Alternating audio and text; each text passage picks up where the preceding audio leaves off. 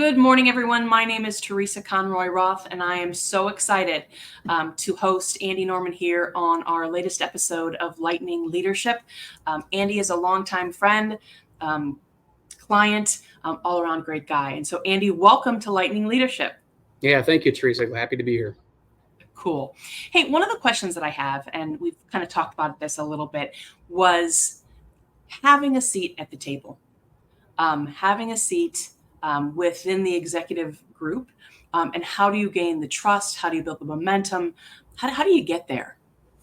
Yeah, for sure. So I've been very fortunate. I've spent my entire IT career here in the Columbus area, worked for some great organizations. Yeah. Started out at NetJets, private aviation, then was at Wendy's corporate for a number of years. And then now I've been with Bob Evans Farms. That's the manufacturing portion of Bob Evans, not the restaurants, for about 5 years. And I've been in the CIO role here for the last couple of years. And one of the things I've noticed, past being fortunate to move through the ranks of IT discipline within my career, is how the IT organization is positioned in different companies really helps with the collaboration that you are allowed to have across the business, with what sort of IT function and feature set that you're able to put in and how you work with the parts of the organization versus, are you kind of viewed as a cost center or just a service provider? So it's been an interesting journey to see how different organizations place that. Awesome. As you look at kind of your own career, and what guidance can you provide other CIOs to help? Is it a trust issue? Is it a strategy issue? What's the earmark for that? Well, once again, been very fortunate here, especially at Bob Evans. The way that IT is positioned is highly collaborative here. Now we have a smaller team, 40 or so IT professionals that work hand in hand with the business. But from day one of joining here, just the openness, the transparency across the leadership group, the access to the leaders across all individual contributors, managers, directors of an organization is great. Everyone is truly viewed as one team, and I think where the value is really realized at the executive level, at least, is IT-minded individuals typically are very good at planning, project management, thought leadership, and being able to see all different areas of the business, because every area needs IT in some form or fashion. Yeah. So the exposure that you get as an IT professional to different areas of the business, you can really learn the entire business, I would say, almost faster than some of the other areas coming up where you might be more siloed. And that's one of the things I've loved about IT.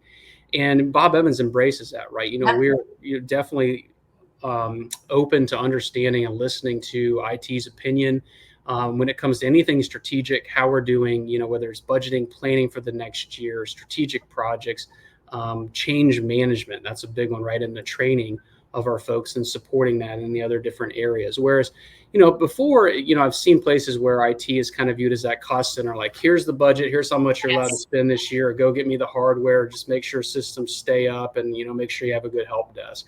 That can work, but as far as the growth and the innovation, when you're bringing new products to bear and helping with RFPs, and the business really, reaches out and says, hey, I have this idea, how can you help me? That's the big difference with, here's what I want, IT, go get it, versus, hey, how can you help me find out what is out there, and we can work together to make sure it's a solution that's safe and solves the problem that we're trying to solve. Perfect. Absolutely. Couldn't agree more. We had talked about in the past about a successful BRM program. And for those of us that are following along at home, BRM is business relationship management. Tell me why it's so important at Bob Evans.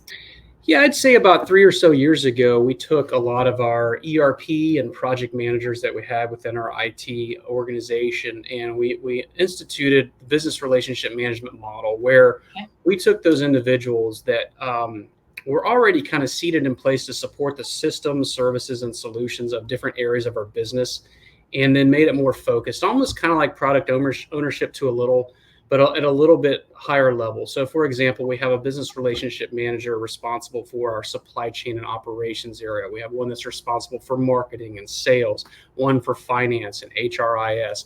So that not only helps with the purview of understanding what are the new requests coming in for those organizations, what are the strategic asks, what is the support, but then it helps them run across the gamut. The business relationship management group, it gets to be that pivotal area where if we have an acquisition and we need to shift and focus on something larger, it really helps the cross-functional ability with our end user service group, our infrastructure, our security, our IT applications.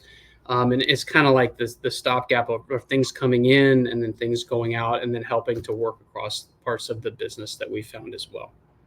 Absolutely perfect. Andy Norman, thank you so much.